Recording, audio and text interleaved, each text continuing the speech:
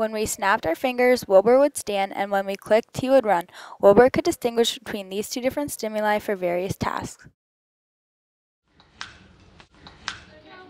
Wilbur would go over the dowel rod or run on the wheel to escape us tapping him when he wouldn't do the correct task. We use Wilbur's house to reinforce the preferred behavior of climbing the rope.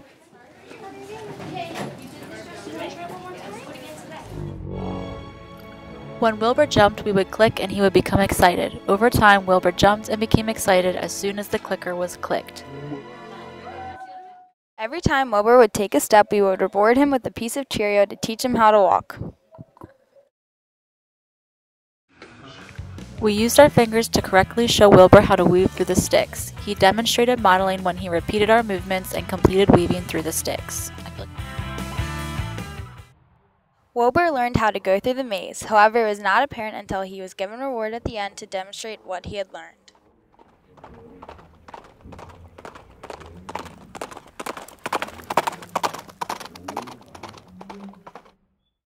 A cognitive map generally begins with exploring and being conscious about something, like Wilbur learning the maze. Wilbur practiced his mental image overnight, and the next day he was even faster. Put Wilbur in the Skinner box, where he learned to press the lever to receive a reward of sugar pellets.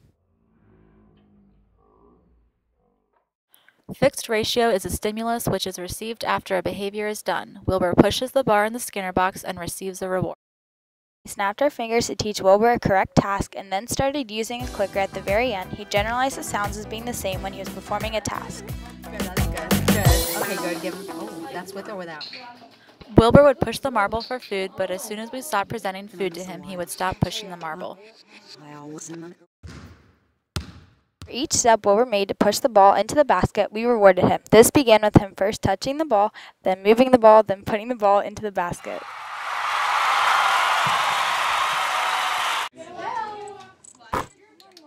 When Wilbur did the obstacle course, many tricks he had learned were strung together. He first walked on his hind legs, then jumped up to the rim of a tank, climbed up a rope, walked around the rim of another tank, walked across a long dowel rod, and ended in his cage.